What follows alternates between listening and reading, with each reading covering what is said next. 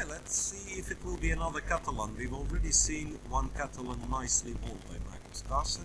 Knight f3, d5, and knight c3. So no Catalan for you, Magnus. It's got to be either Queen's Gambit or Rogozin. Let's see what he's looking at. Yeah, so bishop e7 or bishop b4. Bishop to e7. Queen's Gambit. Queen's Gambit. Very solid, but once again, I'm wondering how he's planning to play this one for a win. And I think we have, yeah, for a change, now the digital boards are working tip-top, so we can observe the game on our analysis board, the game between Salem and Carlsen, as well as all the other.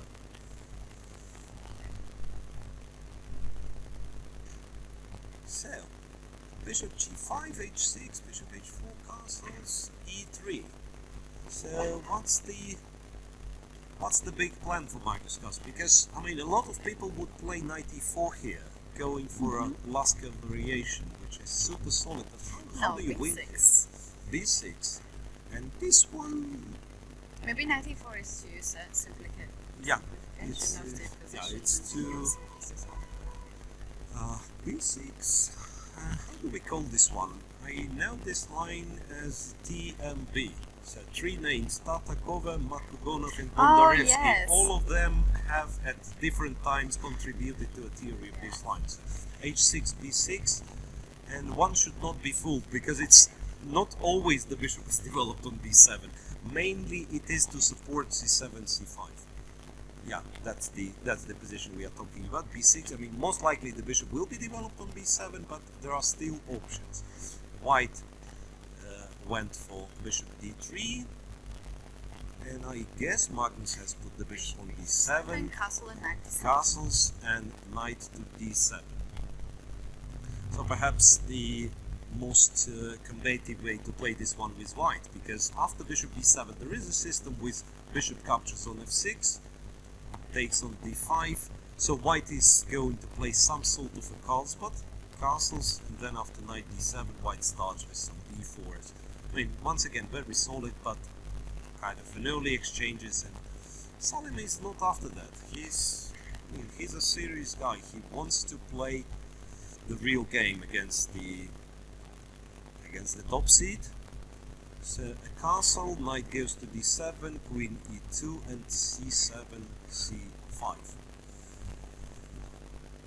Once again, it can be anything, right? It can be a signal to simplifications, or I think really depends on what Magnus is taking with on d5 now. I think cd5 is most likely the move, and then if you take with the pawn, you keep this flexible structure in the center, potentially how they're called, the hanging pawns if dc5, bc5 happens.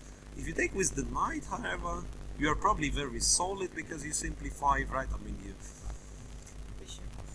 Yeah, bishop b7 or bishop g3. I think bishop g3 is a kind of a more challenging move, but then it's really hard to get the real game for black. And this is not what. This is obviously not what Magnus Carlsen is looking for. To just to be safe. Because of course, he wants to start the engine going. I mean, because when he's on a roll, he wins. Like if he wins a couple of games, it's really hard to stop him. That's what we've seen in already many tournaments. First, he has to start winning. Has to start this winning streak. On the second board, I have to say the position doesn't look that entertaining with early simplifications in Svidla Grishuk. Started as the Ruin Lopez, the Berlin defense with bishop b5, knight f6, but then now it looks more of an exchange French. So, well, I don't really think this game will be particularly interesting right from the beginning. There can be other games which will develop in an interesting fashion, and I'm surprised and in a pleasant way to see Badur Jababa doing very well in this tournament. He's just behind the leaders on 2.5. 2.5 out of 3 playing against 1/2.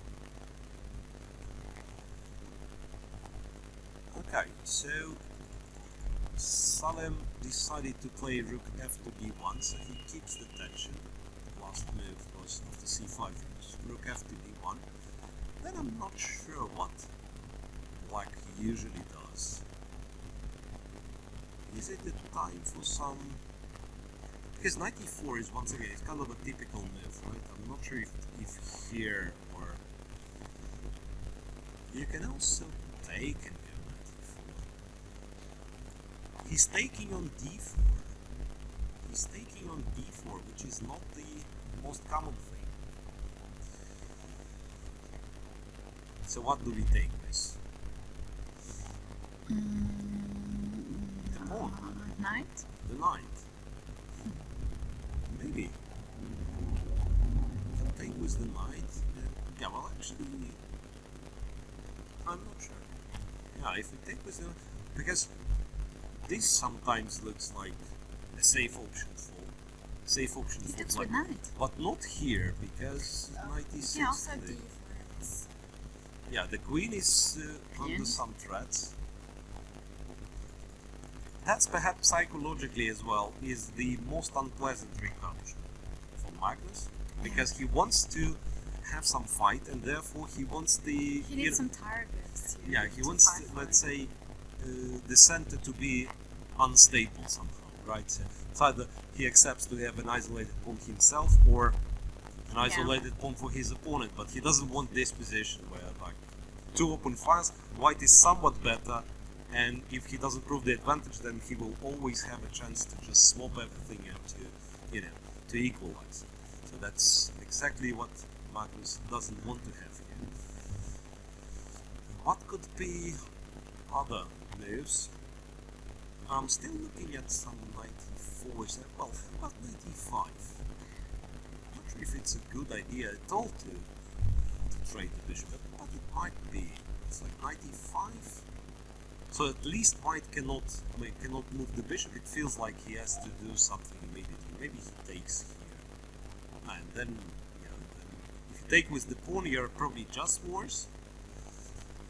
The reason for that being that with isolated pawn, you're usually not happy having the bishop on e7. It doesn't do much.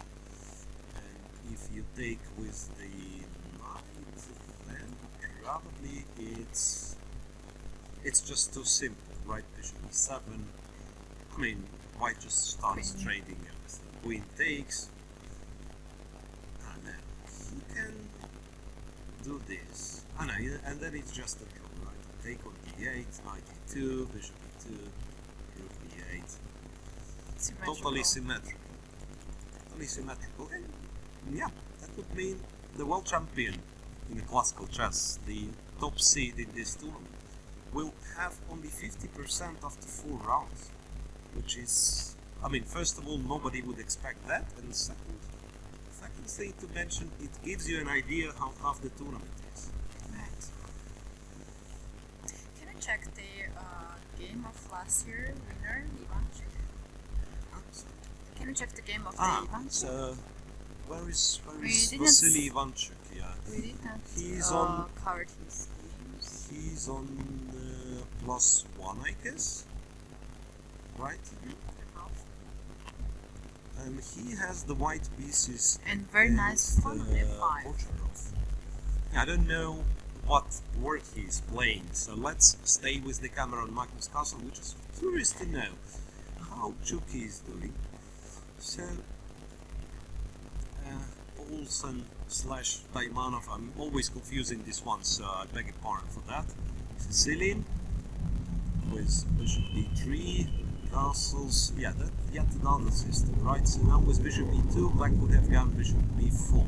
With bishop on d3, you can actually play bishop d6. And now there is no knight b5, because the bishop is on d3 is an obstacle, right? So knight c6, and b takes e6, f4, e5, we need 2 castles, and then f5, and it starts to look, you know, the king side starts to look as this one of the books MG against Magnus Carlsen, we had this with colors position. reversed, yeah? Bishop to e7, bishop c4, Which dramatically ended for Carlsen, yeah. and he still didn't cover that from this. Yeah, he still cannot go in plus, right, after this game. So it will all be about d7, d5 being or not being possible. So bishop b7, rook a, d1. And I'm always amazed with Ivanchuk's ability, to squeeze something out of nothing. So sometimes it looks there is no advantage whatsoever, and he still finds those tricky ideas. Rook a, d1. Oh, His by the opponent way, is we have thinking. a friendly draw. So we Swidler-Grishuk, have a the result in second Swidler-Grishuk, which is a board. draw. Which is a draw, and Let me tell you the move. quite an uneventful one. Yeah, so it's a very early draw in a fairly Move equal 9. position. Oh, no, sorry. No, it can't be move No, 9. no. It's 17. like move 17 or something. Let's go back to Magnus, because I think something goes on there. I guess Magnus is trying hard to unbalance the position. I'm afraid he will still fail to do so. Knight goes to c5. White came up with bishop f6, c takes d5, bishop d4, and we are shown that Magnus falls below on time. It's 4 minutes 30 seconds extra for Saleh Salem. As I said, it's a very unpleasant scenario for Magnus, so that the position is getting that dry. C takes, knight takes d3. I guess Salem just takes it with the queen, and bishop d5. Okay, so white has an isolated pawn. Shouldn't be much of an issue. E1. I thought he would like to take here, but he just plays rook e1. Maybe he will have the chance late. Because if you move the bishop away, white plays a to And d1, and d5. he's ready for d5. Or maybe if he wants a draw, he might even play d5. No, rook a d1 is fine. So that's the position. Once again, it's one of those situations where it will be really, really tough for Magnus Carlsen to squeeze something. Black is solid and maybe even slightly more pleasant. It's really hard to imagine winning this one against the Grandmaster. So rook a to c8. He's got to develop some pressure. On the clock as well, because the position itself is not that complex. I don't really think it's possible. I don't really think it's possible to win without time trouble. So he has to play fast and he has to play good. And that's a recipe you can give to anyone in RPGs, right? If you play good and fast, what bad can happen to you? Okay, so now is an interesting moment, because technically he can save this bishop. He can go. No, he doesn't want to. He goes rook c7, and this rook will be placed on d7. Okay, so that makes sense. However, even in the case of knight d5, queen d5, and then something, it feels this isolated pawn on d4 alone might be not enough for black to win. But he has, in this case he actually has already a couple of factors which favor black. So that's white's weakness on d4, and black controls the c file, which is important. So maybe, it's a dangerous way of thinking with white. And like, I'm too safe, I can do practically anything. This is how you end up losing this. Yeah, it can happen. Like It can from happen. nothing. So, and especially against those very top players, you have absolutely comfortable position. You make one lousy move, and it's still fine, but already he has something to play around. And then once again, so it's really the game rarely lost by a big blunder, but much more often it's like one little mistake here, one little mistake there, and those mistakes mistakes tend to accumulate in a big advantage for your